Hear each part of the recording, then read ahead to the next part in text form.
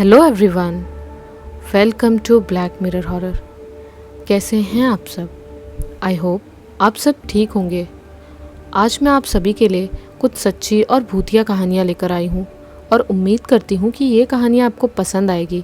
कहानी पसंद आए तो इस वीडियो को लाइक और चैनल को सब्सक्राइब ज़रूर कीजिएगा। तो चलिए ज़्यादा बातें ना करते हुए हम बढ़ते हैं हमारी कहानी की ओर। ये कहानी हमें भेजी है राहुल हल्दर जी ने। तो चलिए सुनते हैं कुछ सच्चाई से भरी भूतिया कहानियाँ। पुरखों का भूतिया घर। आपने कानपुर के शुक्लागंज का नाम सुना ही होगा। मैं तिलक ठाकुर, शुक्लागंज गंगा ब्रिज के पास गंगा के किनारे हमारा एक पुश्तैनी पुरखों का बड़ा सा घर है, लेकिन अब वहाँ कोई नहीं रहता।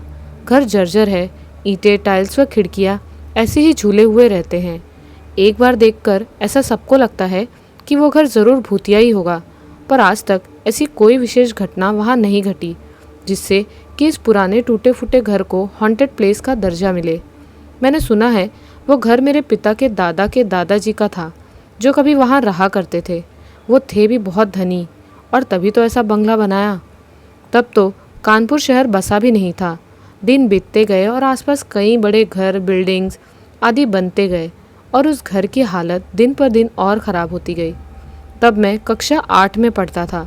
एक दिन स्कूल के प्री टेस्ट में गणित में 15 नंबर पाने के कारण पिताजी ने पूरा घर सर पर उठा लिया, क्योंकि वो थे मेरे स्कूल के गणित के अध्यापक, और एक अध्यापक का लड़का इतना कम नंबर पाए ये पिताजी के मान को ठेस पहुंचा रहा था। उन्होंने और घर के और लोगों ने मुझे ऐसा डांटा कि वो केवल आप देख कर ही समझ सकते हैं। बीच बीच में माँ ने भी आग में घी डाला, ये कहकर कि दिन भर बस बाहर दोस्तों के साथ खेलना और कोई काम नहीं है साहब का, न पढ़ना न लिखना। मेरे गुस्से का पारा पूरे चरम पर था। कुछ कर जाऊं ऐसा ख्याल मन में घर कर गया था। मैं शाम को चुपके से एक स्कूल बैग में कुछ कपड़े डाल चुपके से घर के बाहर निकल गया। गुस्से का वेग कुछ भी करा दे। मन में बड़बड़ा रहा था, ये घर मेरे लिए नहीं है तो क्या हुआ, मेरे दादा पुरखों का घर तो है, और मेरे पुरखों का घर मतलब मेरा घर। मैं अक्सर उस बड़े घर को अपना ही मानता था और सोचता इस बड़े घर को बाद में मैं सुंदर सा एक ज़बरदस्त घर बनाऊंगा। शाम के 9 बज रहे हैं, या कहे रात के। मैं घर के सामने पहुंच गया। आसपास के बिल्डिंग थोड़ी दूरी पर थे और शहर से थोड़ा किनारे होने के कारण चारों तरफ एक शांति सी थी। हाँ, गाड़ी की धीमी धीमी सी आवाज़ ज़रूर कानों में सुनाई दे रही थी, और गंगा की शीतल हवा की साएं भी स्पष्ट सुनाई व महसूस हो रही थी। बाहर का दरवाज़ा एक धक्के के साथ खोला। जंग लगे होने के कारण पूरे घर में चर्र की आवाज़ गूंज उठी। मैं धीरे से अंदर प्रवेश किया। सड़क पर लगे लाइट की रोशनी खिड़की से बहकर अंदर आ रही थी, जिसके कारण कई प्रकार की विभिन्न आकृति पूरे घर में जहाँ तहाँ उभर आई थी। हाँ, ये नहीं कहूँगा कि डर नहीं लगा। एक बार तो पूरा शरीर सिहर गया, पर गुस्सा भी अपने चरम सीमा पर था, तो डर थोड़ी कम थी और ज़ोर की भूख भी लगी थी। घर के नीचे की जगह थोड़ी घनी है, तो मैं धूल भरे लकड़ी की सीढ़ी से धम धम करते हुए ऊपर चढ़ने लगा। कुछ सीढ़ी चढ़ा ही था कि सीढ़ी के ऊपर से आवाज़ आई, अरे तुम लोग क्या शाम को भी शांति से नहीं बैठने दोगे? जब देखो तब दे दीजिए, ये दे दो, वो दे दो, दिन भर मांगने से तुम लोग को फुर्सत नहीं। तुरंत ही नाक में तंबाकू और गुलाब की सुगंध फैल गई। मैंने ऊपर चढ़कर रोड लाइट की रोशनी में देखा, एक बूढ़ा आदमी, लंबाई अच्छी खासी, शरीर पर मोटा व्यापारिक पोशाक जैसे बड़े बड़े सेठ महाजन पहनते हैं, पैरों में सफ़ेद चमड़े का जूता और बाएं हाथ की हर उंगली में एक एक चमकती हुई अंगूठी। मैं जैसे उथल पुथल करके सीढ़ियों से चढ़ा था तो मेरी तरफ बूढ़े दादा आश्चर्यजनक होते हुए बोले, तुमको तो पहले कभी नहीं देखा, तुम यहाँ क्यों आए हो, तुमको क्या चाहिए? मैं बोला, क्यों नहीं आऊँगा, ये मेरे पिताजी के दादा का घर है। चेहरे पर कुछ आश्चर्यजनक भाव लाने के बाद वो आगे बढ़े और मेरे बाएं कंधे पर हाथ रखकर बोले, तुम्हारे पिता का नाम क्या है और दादा का नाम क्या है? मैंने तुरंत उन्हें नाम बताया। नाम सुनकर वो कुछ देर चुप रहे। चारों ओर अंधकार, कोई आदमी व लोग नहीं। तब मैंने देखा, सीढ़ी की रेलिंग के पास जाकर वो आदमी चिल्लाया, हरिओम, ओ हरिओम, काम के समय सब कहाँ चले गए? घर में बत्ती जलानी है या नहीं? नीचे के अंधकार से स्पष्ट आवाज़ आई, हाँ आता हूँ। कुछ ही देर में सीढ़ी से ऊपर किसी के आने की आवाज़ आई। धीरे धीरे वो हमारी तरफ बढ़ने लगा। वो एकदम काला पतला सा, बांस की तरह लंबा, धोती पहने और शरीर पर एक केसरी बनियान पहने हुए थे। उन्हें देखकर वो बूढ़े दादा बोले, कहाँ थे इतनी देर? कोई अपना आया है, उसे देखा या नहीं? वो आदमी बोला, ठाकुर साहब, वो बाहर नाच का प्रोग्राम होने वाला है, तो बस वही शिरकत करने गया था। फिर मेरी तरफ देखकर बोले, छोटे ठाकुर, आप नहीं जाओगे महिला नाच देखने? बहुत अच्छा लगेगा। तब बूढ़े दादा तपाक कर बोले, वो सब जगह बच्चों के लिए नहीं है। बेटा, तुम मेरे साथ इधर आओ। पास के कमरे में एक जगह एक तख्त रखा था, जिस पर मलमल की गद्दी और सुंदर चादर बिछाया गया था। वो घर पूरा जगमग था। पास ही एक पंडित के भेष में कोई बैठा था। उन्हें देखकर बूढ़े दादा बोले, मैंने कहा ना, 10 रुपए और 5 मन दाना पूजा के लिए मिल जाएगा, अब आप जाइए। फिर वो पंडित जी चले गए। मैं वहीं तख्ते पर बैठ गया। मेरे बैग को देखकर बोले, घर से भाग आए हो क्या? पर क्यों? मैंने सब बात बताई उन्हें। कुछ देर सोचकर बोले, मात्र 12 अंक पाए? पागल, तुम्हें शर्म नहीं आती? गणित समझ में नहीं आती? वैसे मुंह क्यों लटकाए हो? अभी तक कुछ खाया नहीं? अरे अरे, हरिओम, पट्टू से खाना ले आओ। हरिओम के जाते ही मुझसे बोले, मेरा कभी भी एक भी सवाल गलत नहीं होता था और तुम मात्र 15 पाए। जानते हो, नवाब के पास से मुझे सर्टिफिकेट मिला था। हाउस के सभी अंक भूल सुधार करता था। रुको, कल देवचंद्र को बुलवाता हूँ, वो तुम्हें पूरा गणित समझा देगा। हरिओम एक चांदी की थाली में पूरी, सब्जी, दाल, रसगुल्ला व 1 गिलास बादाम शरबत लेकर आए। खाने के बाद पास के स्नान घर से हाथ पैर धोकर एक मखमली खाट पर लेटकर पूरी रात चैन की नींद सोया। सुबह हरिओम ने जगाकर बोला, ठाकुर साहब, देवचंद्र जी गणित सिखाने आए हैं, चलो। देवचंद्र जी आकर पूरा सबेरा मुझे गणित पढ़ाया। हरिओम कुछ न बोलकर बीच में 2 गिलास दूध देकर गए। किताब नहीं है बैग में। कॉपी पेन देखकर देवचंद्र जी बहुत खुश हुए। क्या बताऊं, जो सब सवाल पूरे साल बैठकर नहीं आया, वो कुछ ही देर में देवचंद्र जी ने समझा दिया। उनको किताब की ज़रूरत नहीं, सब दिमाग में भरा हुआ है। उनके जाने के बाद दिन के अजोर में घर को देखा, एकदम सुंदर।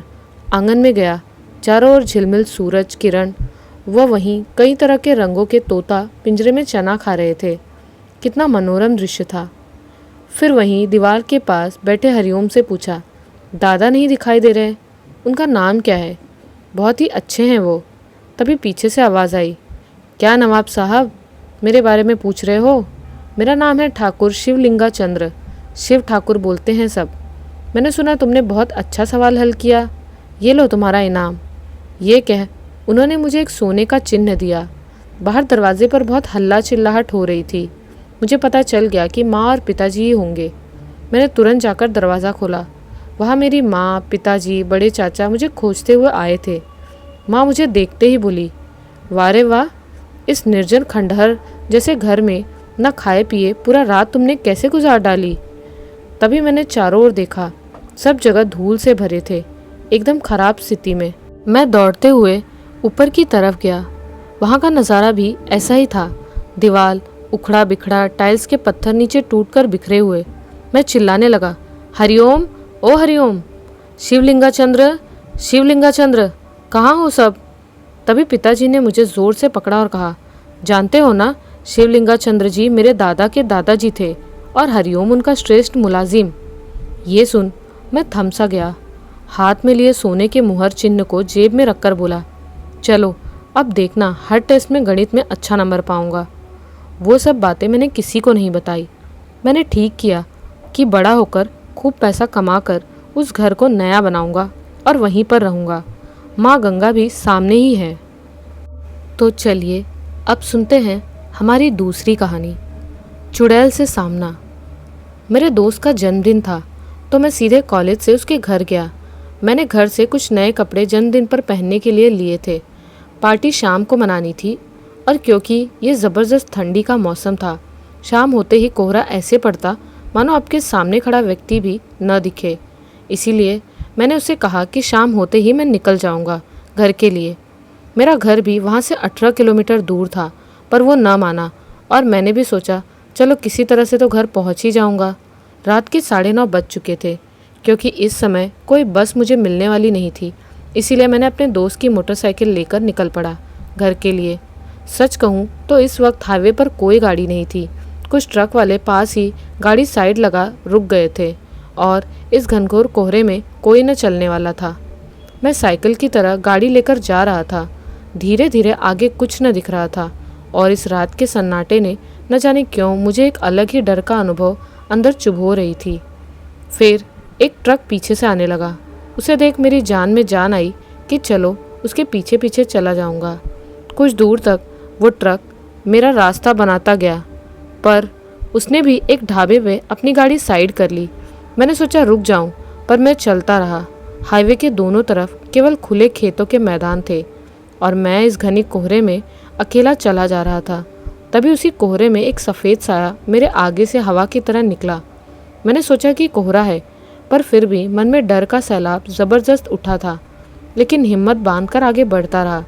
फिर मुझे लगा एक सफ़ेद धुआं मेरे साथ साथ ही आगे बढ़ रहा था। फिर वो साया मेरे गाड़ी के सामने आ रुका। मैंने तुरंत गाड़ी का ब्रेक मारा और पूछा, कौन है वहाँ? आगे से एक भयानक हंसी आई और वो बोली, तू मेरा शिकार है, तेरी मौत हूँ मैं। ये सुन मेरी घिघी बन चुकी थी। मैंने तुरंत गाड़ी स्टार्ट करनी चाहिए, पर वो स्टार्ट ही नहीं हो रही थी। मैंने बहुत गालियाँ दी कि साले ने कौन सी बाइक दे दी। अब क्या करूँ? मैंने चिल्लाते हुए कहा, तू कौन है बे, यहाँ से चला जा। और भी भद्दी गाली देने लगा मैं। तभी मैंने देखा एक भयानक सा चेहरा लिए एक लंबे बालों वाली साया मेरे सामने खड़ी है और वो हंस रही है। मैंने गाड़ी को वहीं छोड़ आगे की तरफ बचाओ बचाओ चिल्लाते हुए भागा, पर मुझे उसकी हंसने की आवाज़ अब भी सुनाई दे रही थी। मैं ज़ोर ज़ोर से हनुमान चालीसा पढ़ने लगा। जय हनुमान ज्ञान गुण सागर, जय कपीस तिहु लोक उजागर। मैं भागे जा रहा था। तभी आवाज़ आई, तू मुझसे आज नहीं बच सकता। ये सुन मैं रोने लगा और चिल्लाया, तुम मेरे पीछे क्यों पड़ी हो? मैंने मोबाइल की टॉर्च जला रखी थी। तभी मेरे सामने एक बोर्ड चमका। कोहरे की वजह से कुछ नहीं दिखा। फिर ध्यान से देखा तो पीली नहर। मुझे पता था कि पीली नहर पर एक छोटा सा दुर्गा जी का मंदिर है। मुझे आगे कुछ दिखा तो नहीं, पर मैं पूरा जोर लगाकर आगे रोड पर ही भागा। तभी पीछे से उस साए ने मुझे धक्का दिया। मैं सीधे मुंह के बल गिरा था। न जाने कहाँ कहाँ लगा, पर मैं जल्दी से उठकर फिर भागा। मेरे मुंह से खून टपक रहा था और पीछे से वो भयानक हंसती आवाज़ अब भी आ रही थी। मैं मंदिर के पास पहुंच चुका था। जल्दी से गिरते पड़ते मंदिर के चौखट पे पहुंचा और रोते हुए बोलने लगा, हे माँ बचा लो। और वहीं आँख बंद कर हाथ जोड़ बैठ गया। एक बार फिर वो भयानक हंसी सुनाई दी, पर कुछ देर बाद वो आनी बंद हो गई। मैंने सोचा पुलिस को फ़ोन करूँ। मोबाइल में देखा तो नेटवर्क एकदम गायब, जिसमें काम के वक्त नेटवर्क ही नहीं होता है। आम बात हो गई थी ये। मैं तो अब मंदिर छोड़ बाहर नहीं निकलने वाला था। वहीं बैठ गया जय माता दी का जाप करने लगा। गिरने की वजह से मेरा दांत टूट गया था और होंठ भी छिल गए थे, पर डर के आगे दर्द मालूम ही नहीं हो रहा था। मेहरबानी से 2 पॉइंट नेटवर्क आ गया। तुरंत मैंने पुलिस को फ़ोन किया और मैं कहाँ हूँ यह उन्हें बताया। घर से भी फ़ोन आ रहा था। मैंने उठाया तो मम्मी ने कहा, कोहरे वाली रात है, कहाँ हो? अभी जन्मदिन पार्टी ख़त्म नहीं हुई। अब मैं उनसे कैसे बताऊं कि यहाँ मेरे साथ क्या हुआ? पर मैंने उनसे कुछ नहीं बताया और इतना कहा कि बस पहुँचने ही वाला हूँ। कुछ 20 मिनट बाद पुलिस की गाड़ी की आवाज़ आई। मैंने उन्हें कहा कि बस गाड़ी लेकर थोड़ा फिसल गया और गाड़ी आगे ही गिरी हुई है, जो चल नहीं रही। पुलिस वालों ने मुझे घर पहुँचाया। माँ ने भी बिगड़ते हुए कहा, इतने कोहरे में बाइक से आओगे तो यही होगा। और पिताजी, और करो जन्मदिन की पार्टी। मेरा एक दांत टूटकर निकल चुका था, घुटने छिल गए थे, साथ में गाल भी। पर मैं जिस मुसीबत में था वो याद कर मेरे रोंगटे आज भी खड़े हो जाते हैं। बाद में मैंने वहाँ के लोगों से पूछा तो उन्होंने बताया कि कुछ साल पहले एक औरत ने गाड़ी के सामने आकर आत्महत्या कर ली थी। तब से कई लोगों ने उस चुड़ैल को रात में रोड पर देखा है। अब मैं उस छोटे दुर्गा मंदिर के आगे से निकलते हुए एक बार प्रणाम ज़रूर करता हूँ। एक दिन मेरी जान यहीं पर बची थी। तो चलिए अब सुनते हैं हमारी आखिरी कहानी, रहस्य अमावस की रात का। एक बड़े से शहर से सटा हुआ एक छोटा सा गांव, बेलगांव, जहां बबलू अपने परिवार के साथ रहता था। बबलू के पिताजी की गांव में किराना की दुकान थी। जो उस गांव की ऐसी इकलौती दुकान थी जहां सब कुछ मिल जाता था। बबलू पढ़ाई में कमज़ोर था। शुरू से ही गांव में रहने की वजह से उसके ज़्यादा कोई बड़े सपने भी नहीं थे। जाहिर सी बात थी, कुछ दिनों बाद वो ही अपने पिता की दुकान संभालने वाला था। इसी वजह से बबलू बेफिक्र होकर अपनी ज़िंदगी जिए जा रहा था। कोई रोक टोक नहीं थी। स्कूल से घर आते ही वो अपने दोस्तों के साथ निकल पड़ता था गांव भर में घूमने। लेकिन माह में एक दिन ऐसा होता था जब बबलू की माँ उसे घर से निकलने ही नहीं देती, खासकर रात को। और वो रात थी अमावस्या की रात। चाहे दिन हो या रात, बबलू की माँ उसे अमावस के दिन कहीं भी नहीं जाने देती थी। पहले बबलू छोटा था तो माँ की बात मान जाया करता था, लेकिन अब वो 16 वर्ष का हो चला था। अब माँ की बातें उसे दकियानूसी लगती थी। वो हर बार पूछता था, आखिर अमावस में दिन वो कहीं चला गया तो क्या बिगड़ जाएगा? आखिर ऐसा क्या रहस्य है अमावस की रात और दिन का? माँ हर बार उसकी बात टालकर उसे कुछ न कुछ बहाने से रोक ही लेती थी। इधर पिछले कई दिनों से गांव में चोरियां बढ़ रही थी। सब गांव वालों ने मिलकर ये फैसला लिया था कि रात को गांव के सारे लोग बारी बारी पहरा देने का काम करेंगे। अब वो तो एक छोटा सा गांव था। कुछ लोग मिलकर रात भर गांव में चक्कर लगाते और पहरा देते। बबलू और उसके दोस्तों की टोली के लिए तो ये एक मौज मस्ती का मौका था। पहरा देने के बहाने गांव के कई लड़के अपनी अपनी मोटरसाइकिल लेकर गांव भर में दौड़ाते। गांव के बाहर एक छोटा सा तालाब था। दिन में तो इक्का दुक्का लोग तालाब की तरफ दिख भी जाते, लेकिन रात को कोई तालाब की ओर जाने की हिम्मत नहीं करता था। लेकिन ये लड़के अक्सर अपनी मोटरसाइकिल लेकर तालाब तक चले जाते थे। गांव से रेस लगाते हुए तालाब तक आकर फिर मुड़कर गांव के चौराहे तक रेस लगाते। गांव के कुछ बड़े बूढ़े कहते थे, उस तालाब में कई लोगों ने अपनी जान गंवाई है, उस तरफ रात को नहीं जाओ तो अच्छा होगा। लेकिन उनकी भला सुनता कौन? कई लोगों ने रात के वक्त उस तरफ अजीबोगरीब चीज़ें देखी हैं। कुछ लोग इस बात को मानते थे तो कुछ लोग हंसी में उड़ा देते थे। आमतौर पर तो बबलू रात का खाना खाकर अपनी मोटरसाइकिल लेकर अपने दोस्तों के साथ बाहर चला जाता था, लेकिन आज उसे उसकी मोटरसाइकिल की चाबी ही नहीं मिल रही थी। उसे नहीं पता था, दरअसल चाबी उसके माँ ने ही कहीं छुपा दी थी। आज अमावस की रात जो थी, कुछ देर इधर उधर उसने चाबी ढूंढने के बाद अपनी माँ से पूछा, माँ मेरी मोटरसाइकिल की चाबी देखी है क्या? माँ ने कुछ जवाब नहीं दिया। वो चुपचाप अपना काम करती रही। बबलू समझ गया, हो ना हो माँ ने ही चाबी छुपाई है। फिर उसने सामने दीवार पर टंगे कैलेंडर में देखा। उसका शक सही निकला। अमावस की रात, बस इसीलिए माँ ने ये हरकत की है। माँ, आखिर कब तक आप ये सब दकियानूसी बातों को पकड़ कर रखेंगी? आखिर क्या रहस्य है इस अमावस की रात का? मैं जानता हूँ आपने ही मेरी गाड़ी की चाबी ली है। मैं ये भी जानता हूँ कि आपको मेरी फिक्र है, लेकिन अब मैं बड़ा हो गया हूँ। सारे दोस्त हंसते हैं मुझ पर, कहते हैं अमावस की रात मुझ में चुड़ैल आती है, इसलिए मेरी माँ मुझे सबसे दूर रखती है। माँ, बेटा तेरी फिक्र करती हूँ इसीलिए तुम्हें रोकती हूँ। आज तुम्हें बताती हूँ मैं क्यों रोकती हूँ तुम्हें इस दिन या रात को कहीं भी बाहर जाने से। बात यह है कि तुम्हारा जन्म राक्षस गण में हुआ है। कहते हैं कि जो लोग राक्षस गण में जन्मे हैं उनको नकारात्मक शक्तियों का आभास आम लोगों के मुकाबले जल्दी होता है। इनमें अपने आसपास की ऊर्जा को पहचानने और महसूस करने की शक्ति होती है। अमावस की रात को नकारात्मक शक्तियाँ अपने चरम सीमा पर होती हैं। इस दिन भूत, पिशाच, प्रेत, आत्मा, इनका हर तरफ वास होता है। तुम्हारा जन्म राक्षस गण का होने की वजह से हो सकता है किसी अमावस को तुम्हें अपने आसपास इन शक्तियों का आभास हो। अगर किसी नकारात्मक शक्ति ने तुम्हें अपने वश में कर लिया तो मैं क्या करूँगी बेटा? बस इसी डर से मैं बचपन से लेकर आज तक तुम्हें अमावस को कहीं नहीं जाने देती। ये लो तुम्हारे गाड़ी की चाबी, अब तुम्हें नहीं रोकूंगी, जो करना है करो। बबलू, तुम भी ना माँ? तो ये बात है, इतनी सी बात को लेकर इतना टेंशन ले रही थी आज तक। अरे ऐसे तो कितने लोगों का जन्म राक्षस गण में हुआ होगा, तो क्या सबके पीछे भूत लग जाता है? क्या उन सबको भूत आत्मा दिखाई देती है? तुम भी ना बड़ी भोली हो। अच्छा अब मैं चलता हूँ, मेरी चाबी देकर आपने बहुत अच्छा किया। आज तो देर हो गई, बाकी सब पहुँच गए होंगे। माँ ने एक बार फिर रोकने की कोशिश नहीं की। वो जान गई थी अब बेटा उनकी नहीं सुनेगा, लेकिन इस बात से उन्हें एक तसल्ली थी कि उन्होंने पहनाया हुआ ओम का लॉकेट अभी भी बबलू के गले में है। बबलू अपनी मोटरसाइकिल लिए चौराहे पर पहुंचा। बाकी दोस्त भी आ चुके थे। बबलू के आते ही पहले तो सबने उसका ये कहकर मजाक उड़ाया कि उन्हें लगा आज वो नहीं आएगा, आज अमावस की रात जो है।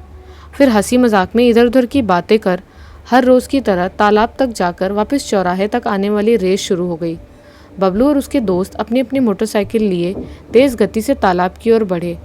तालाब के नज़दीक जाते ही बबलू को एक सफ़ेद साड़ी में लिपटी लंबे बालों वाली एक आकृति दिखाई दी। शायद किसी और को वो दिखी ही नहीं, क्योंकि सब लोग आगे निकल गए। बबलू भी उसे अनदेखा कर आगे निकल गया। आखिर रेस का सवाल था। तालाब से थोड़ी दूर एक पेड़ था, वहीं से सबको वापस मुड़ना था। सब लोग पेड़ तक गए और मुड़ गए। मुड़कर जब बबलू वापस उस जगह पहुंचा, वो औरत वहीं खड़ी थी, तालाब के साथ। अभी भी बबलू उसे अनदेखा कर आगे बढ़ गया। अचानक उसे यूं लगा उसकी मोटरसाइकिल को कोई पीछे से खींच रहा है। उसके सारे साथी आगे बढ़ चुके थे, उसकी गाड़ी आगे ही नहीं बढ़ पा रही थी। उसने अपना पूरा जोर लगा दिया। अचानक वो सफ़ेद साड़ी वाली औरत उसके सामने आकर खड़ी हो गई। बबलू बहुत डर गया। वो अपनी गाड़ी को बस किसी तरह आगे बढ़ाना चाहता था। अंधेरे में औरत का पूरा चेहरा नज़र नहीं आ रहा था, सिर्फ लंबे बाल और दो डरावनी आंखें। बबलू बहुत ज़्यादा डर गया था। उस औरत ने बबलू की तरफ हाथ बढ़ाया, लेकिन अचानक उसने बबलू के गले में कुछ देखा और वो रुक गई। देखते देखते वो उसकी आंखों से ओझल हो गई। बबलू की मोटरसाइकिल भी जैसे किसी ने पकड़ी थी और अब छोड़ दी हो। एकदम हल्की सी महसूस हुई उसे। उसने तेज़ी से एक्सीलेटर घुमाया और गांव की तरफ बढ़ा। गांव के चौराहे पर बाकी सब लोग किसी दूसरे के जीतने की खुशी में चिल्ला रहे थे। जैसे ही बबलू चौराहे पर आया, सबने उसे घेर लिया और चिढ़ाने लगे कि रोज़ जीतने वाला बबलू आज हार गया था। लेकिन हाफता हुआ बबलू चौराहे पर बैठा सोच रहा था। आज वो हारा नहीं था, बल्कि जीत गया था जिंदगी की रेस में। सोचते सोचते उसने अपना हाथ अपने गले के ओम के लॉकेट पर लगाया। उसे अचानक अपने माँ की याद आई। उस दिन बबलू ने अमावस का रहस्य जान लिया था। उसके बाद वो कभी किसी अमावस को घर से बाहर नहीं निकला। कैसी लगी आपको ये कहानियाँ? हमें कमेंट्स में ज़रूर बताएं। मिलती हूँ एक नए वीडियो में कुछ नई और डरावनी कहानियों के साथ। जय माँ दुर्गा।